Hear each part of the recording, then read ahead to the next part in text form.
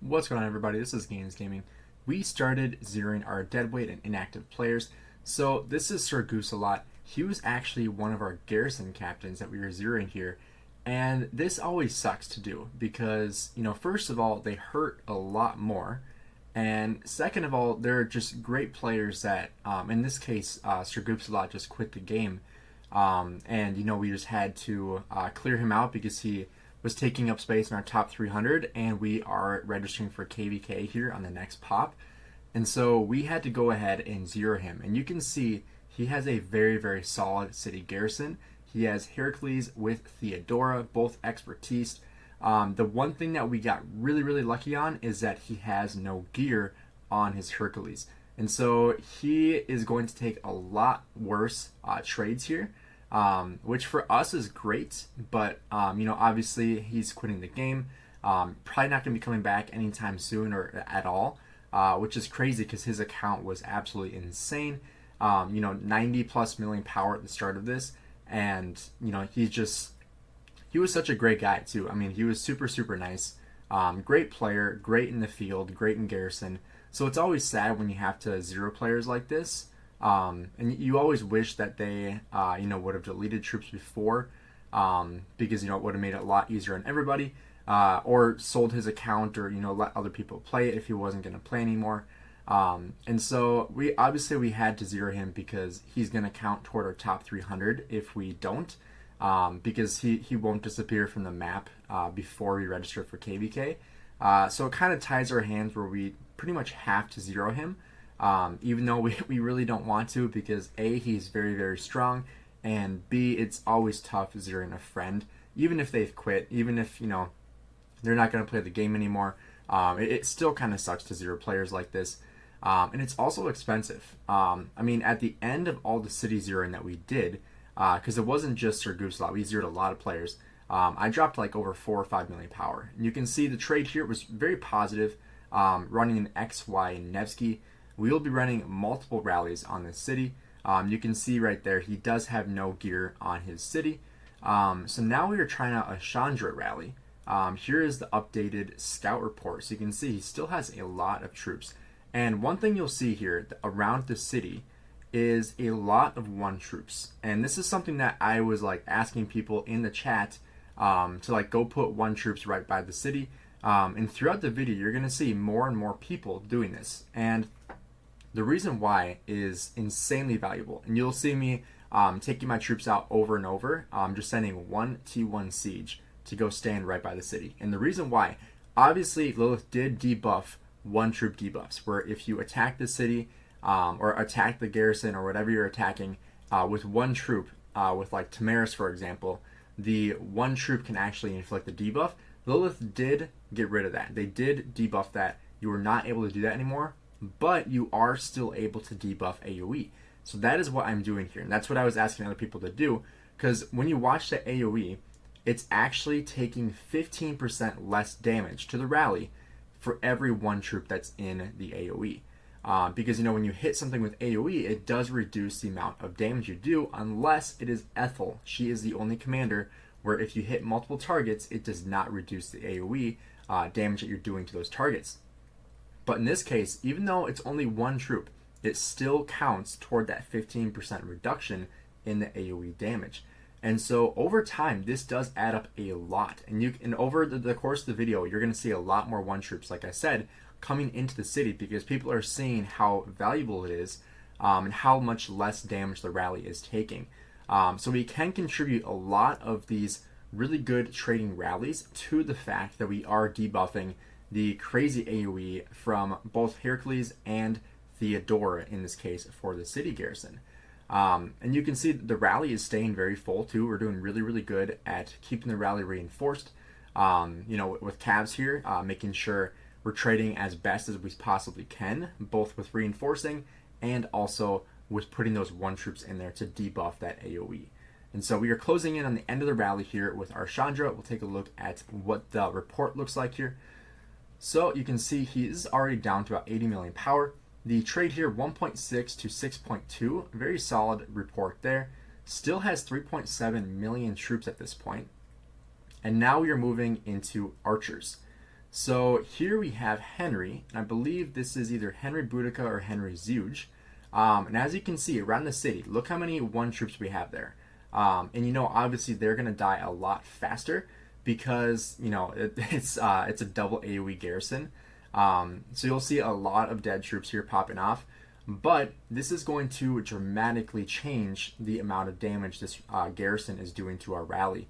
And the thing about T1 Siege is you really don't care if they die, because you know it's like it's a complete waste of a troop to have in general. So they're really easy to kill off, because you can train even just 2,000 T1 Siege and you can do this all day long, because you know you're only killing one at a time.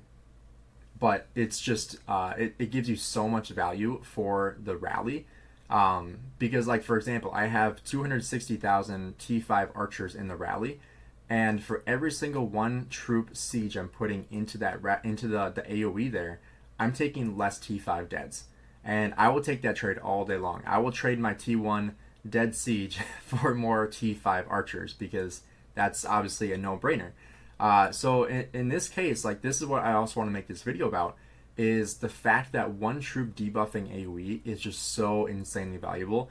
With rallying cities, but also with garrisons too. Like you'll see me doing this in KVK if I'm near like a flag, and I'm able to get a one troop in there, even just once or twice. Like that does a ton of help for the rally, because you know you're letting the rally take 15 up to 60% less damage. That is absolutely insane. You don't really get that anywhere else. And so that's just how crazy powerful these one troops are. And you know, obviously as the garrison gets lower, they do less damage anyway. But we're now down to 74 million power, down 6 million power on that rally alone. We can take a look at the scout report. We have 2.8 million troops. You can also see how many resources this guy has left over as well. We do loot him at the end of the video. I do cut most of that out because the looting actually did take about 25 minutes. And I know you guys didn't want to watch people loot a city for 25 minutes straight. Plus, I was able to loot faster on my phone, so I just switched onto my phone from my PC in order to loot a little bit faster to get more resources, because before we started looting cities and zeroing cities, I was very broke on resources. I did just transfer all my resources over to my main account. I actually did just post a video about my farm accounts, and you know, I did transfer all my resources from there. So I transferred out 4 billion resources from my farms to my main account, a little over a month and a half of farming. So this rally is an Attila Nevsky, which I was kind of surprised about. I would have expected an Attila Takeda here, because I think that would have traded a lot better than Attila Nevsky. Typically, you don't want to use an Attila Nevsky unless you're planning on getting swarmed, or if you want to have that anti-swarm on your rally, which in this case we're not worried about at all. But you know, I guess maybe he wanted to have a little more counterattack damage. But at this point, like, he's around 70 million power, no gear on the city either, and so you don't really have to worry about that. So that's why Attila Takeda would have been really, really solid. Because at this power, Attila Takeda just absolutely destroys. And I have multiple videos that I'll be posting here over the coming days of people getting zeroed, and you will see plenty of Attila Takedas reminding you how good that pairing is at rallying cities. So we are getting the end of this rally here, down to 67 million power. You can see down 6.7 million power on that rally. We take a look at the scout report, stupid verification. We now have 1.8 million troops remaining. So now we're going back to archers, which kind of confused me. I wouldn't have called for this, but our cav players, for some reason, just weren't online anymore at the time, or just, you know, weren't active. And so we were like, well, we need somebody to rally this guy. So you know, we had Hulky here rally with archers again. You can see how fast the garrison is dying because it's just so low in power. And this is why you want Attila Takeda, because you want to prolong the rally to allow more deads to take place. You can see all the one troops there debuffing. You can have you have Reaver there that's helping swarm. He does do something crazy here eventually. You guys will have to wait to see that. It might actually be after this rally, either after this one or the one after this. But Reaver is trying to drop power. I actually have a short coming out here soon about him swarming my city and even Shappy's city. So make sure you guys stay tuned for that video as well. But you can see the city just died there.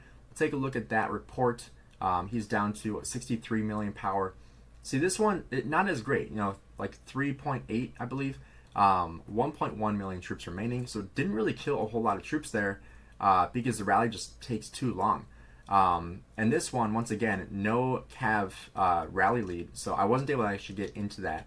But then we take a look over here. We have Reaver just go ahead and just whale tanking this thing, swarming the city down, taking tons of damage because he has to drop like 15 million power or something. And so he's just been like basically swarming every single city because he has to drop power anyway. And he was like, this is way more fun than deleting troops, so I'm just going to start swarming stuff. So this is pretty awesome watching him swarm this guy down at 63 million power. Low enough to swarm it. But obviously, like, don't try this at home. He is trying to lose power. Typically, you would not want to swarm into this garrison. Even though it has no gear, you still don't want to do that. He does have a negative title, which is great. But like I said, like, you would not want to swarm into this unless you were actively trying to lose power. Or if you were Justin, Yoda 808, having 1.6 billion power, then obviously you can do this anytime you want. But yeah, so don't try swarming this kind of player at home, especially if you are not wanting to drop millions of power doing so. So he actually does clear out the city, which I was pretty impressed on. I thought his troops were going to die doing this. But he is now just under 63 million power. So the city is just about to die here. And then we do have that archer rally coming in as well. I believe this might be the last rally. We might have two more. We'll have to see here. But the city is getting pretty low at this point. Pretty close to the point where we can start swarming it down. I do believe we just have one more rally here.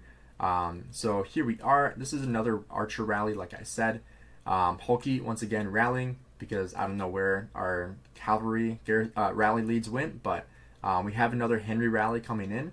I do believe people start swarming with this one as well. I believe, is that Reaver again coming into swarm? So this does die pretty quick. So fast that I actually couldn't even get into the rally because it was full the entire time. So you can see the garrison's already dying. And so I get my filler march back into that node so I can go ahead and start swarming with my actual marches. And this is one thing I hate about swarming cities is that, like, if you are trying to swarm it and you can't hit it, you can still get hit by AoE. Like, you can see my Guan just got hit by AoE there. And here I'm trying to get some siege in there too, because I don't really care about killing off T1 siege. So I'm trying to get onto that city. Looks like only my Nevsky is actually hitting it, but my other marches are taking AoE. At least my Guan is taking AoE, which sucks because I'm not getting any value for it. At the end of the day, I didn't really get really great trades from this swarm. I think I showed them at the end of the video here. But one thing that is great is I did get a lot of resources from this player. Once again, huge shout out to SirGoofsalot. I don't know if he'll be watching YouTube Rise of Kingdoms videos, but if he does, hopefully he watches this one. We all feel bad having to zero you. That's the truth. We don't want to zero players that we like, and so this like I said, this always sucks to zero players like this, especially ones that have contributed a lot in the past, but just have quit the game. And it's just what's best for the kingdom, zeroing these players that aren't going to be coming back. Because, if he would have quit earlier, he would have disappeared from the map and we wouldn't have had to do this. But since he still counted toward our contribution, we just had to do this because otherwise, like, it's going to hurt the rest of us that are still playing the game. And then eventually he will disappear. And so that's something that we just had to go ahead and do, had to zero this player. Like I said before, we do have a lot of other city rallies and swarms coming up as well, because we did clear out a lot of players that just were refusing to drop power. So now here we are at the end here, taking a look at some of those swarms. Obviously not a ton of really great trades, but if you guys enjoyed this video, please drop a like and subscribe. Once again, huge shout out to SirGoofsalot here for just his time playing the game. Great rallier, great garrison, great player. Thanks for checking out the video, guys. See you later.